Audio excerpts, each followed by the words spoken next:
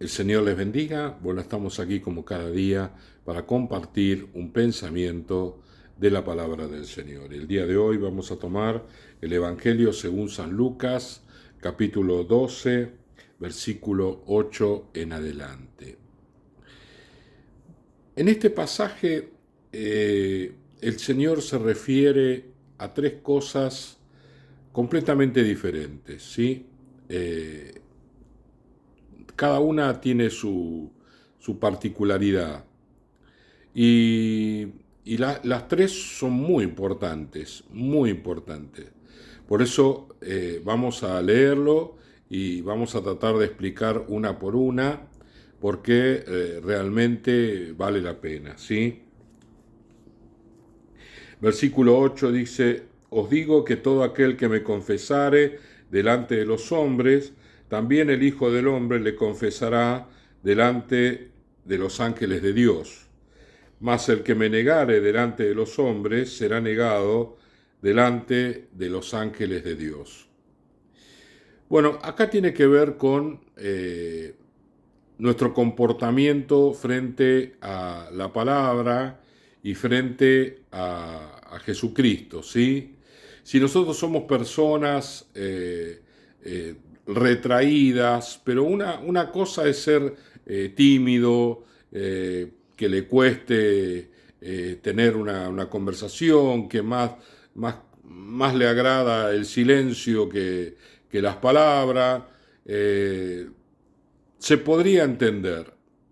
Pero cuando una persona toma la decisión de no hablar del Señor, de no confesar que realmente tiene a Cristo en su corazón, eso es algo que al Señor no le agrada, ¿sí? El Señor públicamente, ¿no? La palabra dice que Él sacrificó fuera de la puerta. Esto es un simbolismo del sacrificio hebreo que se hacía dentro del tabernáculo o dentro de los límites del templo.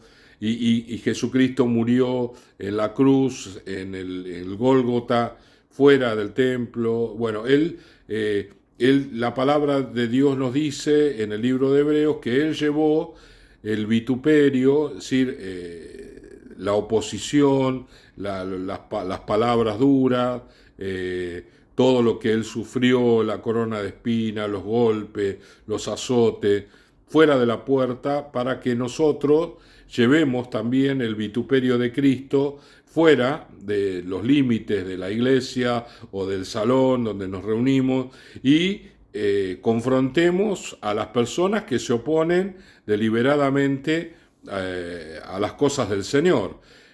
En otras palabras, nos está diciendo, bueno, yo salí afuera, me entregué por ustedes, ustedes hagan lo mismo, predicando la palabra a todo el mundo, no me nieguen, no me nieguen, no me escondan.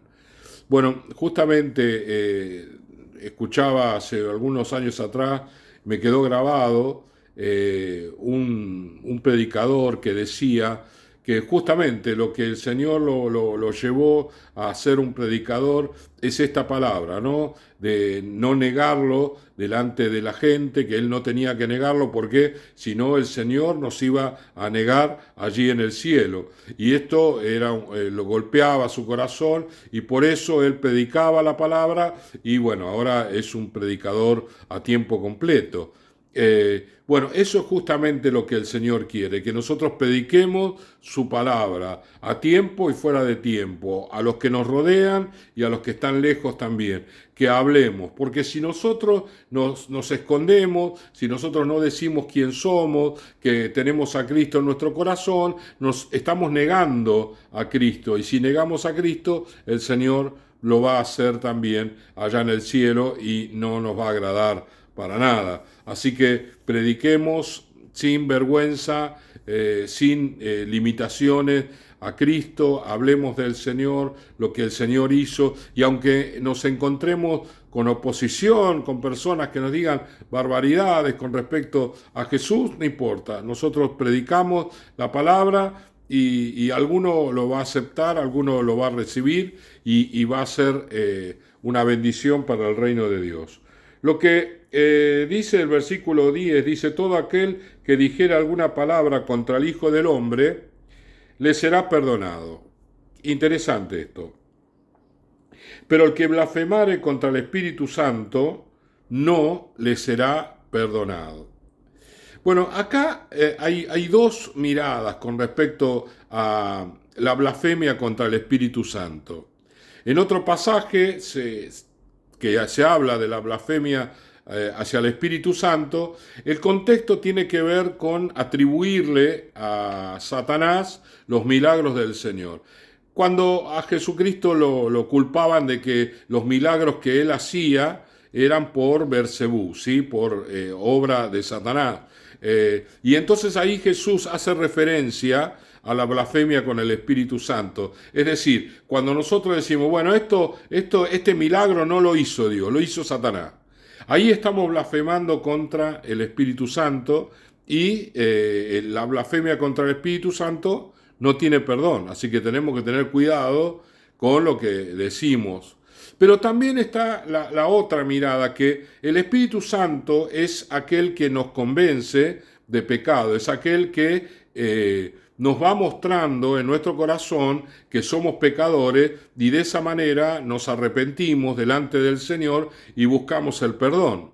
Cuando nosotros nos resistimos al Espíritu Santo, la Biblia también nos enseña que el Espíritu Santo se va empequeñeciendo en nosotros, ¿sí? Es como que de alguna manera nosotros lo vamos apagando al Espíritu Santo, y cuando el Espíritu Santo se apaga del todo, ya no hay vuelta atrás.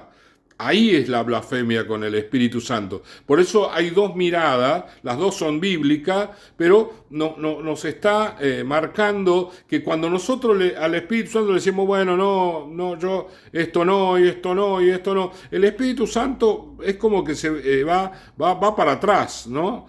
Y cada vez tiene menos influencia sobre nuestras vidas, y Satanás y este mundo tiene más influencia sobre nosotros. Por esa razón, algunos creyentes que se apartan del camino terminan siendo peores pecadores que antes de ser creyentes. O sea, se entregan al pecado de una manera tan escandalosa que a ellos antes, cuando eran pecadores, antes de conocer a Cristo, no eran personas que se comportaban de esa manera como ahora, que habiendo conocido al Señor, ahora se entregan al pecado. Y en muchos casos ya no hay vuelta atrás.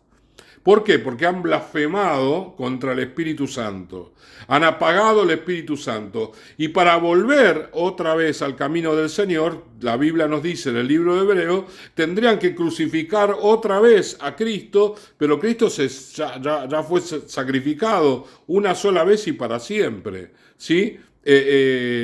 Por eso justamente nosotros tenemos que tener cuidado en nuestra relación con el Espíritu Santo. Tenemos que conocerlo y tenemos que favorecer todo aquello que el Espíritu Santo nos guíe, aunque nos cueste, aunque nos duela un poquito, aunque sea un desafío para nosotros. De todas maneras, nosotros tenemos que obedecer al Espíritu Santo, porque el Espíritu Santo es justamente aquel que si se aparta de nosotros ya no hay vuelta atrás.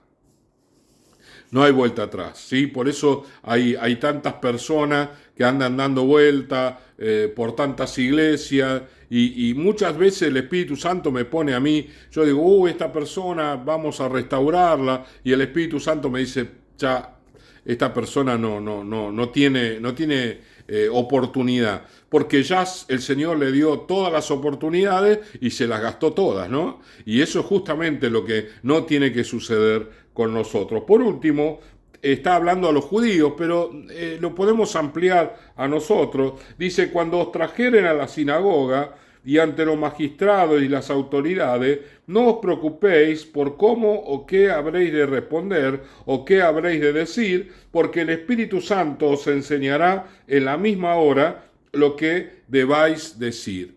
Bueno, sabemos muy bien que la iglesia tuvo una persecución muy grande, en Judea, en Jerusalén, en todo el Imperio Romano, y entonces lo llevaban delante de las autoridades para que se retracten, y los cristianos no se retractaban. No solamente eso, sino que ellos abrían la boca y el Espíritu Santo le daba palabra, pero una palabra de confrontación, ¿no? Tenemos el ejemplo más claro de Esteban, uno de los diáconos, que él empezó a predicar, y cuando uno lee el pasaje él está hablando, él va subiendo de tono en cuanto a lo que le está diciendo a los judíos, lo está acusando, le está hablando fuerte. Y uno cuando está leyendo casi que piensa y dice, Esteban, cállate la boca porque te van a matar. Que fue lo que sucedió, ¿no? Porque tanto él le habló, que ellos montaron en cólera y lo terminaron apedreando. Nosotros queremos salvarle la vida, pero el Señor quería justamente que Esteban fuese sacrificado allí, porque pusieron las ropas de Esteban a los pies de un joven, y ese joven se llamaba Saulo, el quien luego sería el apóstol Pablo. Y la palabra del Señor nos muestra que Pablo siempre fue movido a seguir predicando la palabra por haber visto y ser parte de la muerte de Esteban. Esteban lo marcó a Saulo, el que luego fue Pablo, para toda la vida. Realmente fue un propósito de Dios que no lo podemos entender, pero que el Señor nos muestra que de esta manera el Evangelio corrió por todo el mundo gracias a la muerte sacrificial de Esteban y a la tarea de Saulo. Bueno, tuvimos una mirada de este pasaje, y cada uno de los textos nos llevan a una reflexión, ¿sí? Primeramente, el hecho de que tenemos que predicar la palabra, no tenemos que escondernos. Segundo, tenemos que obedecer al Espíritu Santo y no dañar la relación de Él con nosotros. Y por último, estar dispuestos a que frente a cualquier situación que se nos pida, ¿sí? Razón por nuestra fe, nosotros tengamos que depender del Espíritu Santo, que Él va a poner palabra en nuestra boca, y vamos a poder testificar a personas que quizás de ninguna otra manera le llegaría el mensaje de salvación. Vamos a orar. Señor y Padre, gracias te damos en este día, te bendecimos, Señor, a ti te damos toda la gloria, toda la honra y toda la alabanza. Ayúdanos, Señor, a ser personas que prediquen tu palabra, que hablen, Señor, lo que el Espíritu Santo les dé para hablar sin miedo, sin escondernos, sino todo lo contrario, con osadía, Señor, con valentía, aceptando el desafío que tú nos das, Señor, en el nombre de Jesús. Amén, amén y amén. El Señor les bendiga.